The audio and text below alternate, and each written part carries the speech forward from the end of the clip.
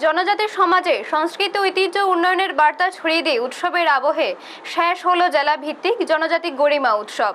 জনভাগিদারি সবচেয়ে দূর সবচেয়ে আগে এই স্লোগানকে সামনে রেখে ভারত সরকারের উদ্যোগে গত 18 মে শুরু হওয়া এই উৎসবের সমাপনী অনুষ্ঠান সোমবার অনুষ্ঠিত হয় পোয়াংবাড়ি হাই স্কুল প্রাঙ্গণে।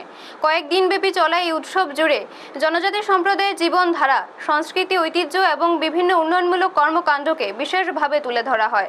সমাপনী অনুষ্ঠানে উপস্থিত ছিলেন এডিএম মোহাম্মদ হাফিজ উদ্দিন, জেলা সভাধিপতি দীপক দত্ত, সাবরু মহকুমার শাসক সুমন রক্ষিত, পোয়াংবাড়ি ব্লক চেয়ারম্যান মণিবালা বৈদ্য সহ অন্যান্য বিশিষ্ট অতিথিবৃন্দ।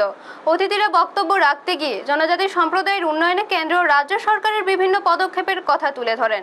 পাশাপাশি সমাজের মূল স্রোতের সঙ্গে জনজাতি জনগোষ্ঠীকে আরও এগিয়ে নিয়ে যাওয়ার উপর গুরুত্ব আরোপ করেন।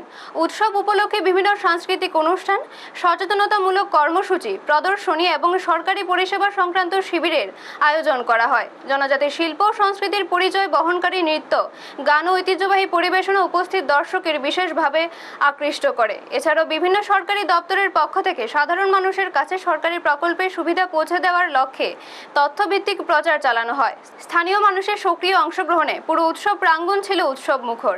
অনুষ্ঠানের শেষে অতিথিরা আশা প্রকাশ করেন এ ধরনের উদ্যোগ আগামী দিনেও জনজাতি সমাজের সার্বিক উন্নয়ন এবং সাংস্কৃতিক ঐতিহ্য সংরক্ষণে গুরুত্বপূর্ণ ভূমিকা পালন করবে। ব্যুরো রিপোর্ট, নিউজ তৎকাল 24। জনজাতি গৌরব দিবস আমরা সাউথ ত্রিপুরা জেলাতে পালন করছি এবং জনভাগিদারি অনুষ্ঠান এটারই একটা অংশ। তো সেখানে আমরা বিগত এক সপ্তাহ যে 59 যে রেভিনিউ ভিলেজ রয়েছে উপজাতি এলাকায় এবং 70 ভিলেজের মধ্যে আমরা স্যাচুরেশন ক্যাম্প করেছি।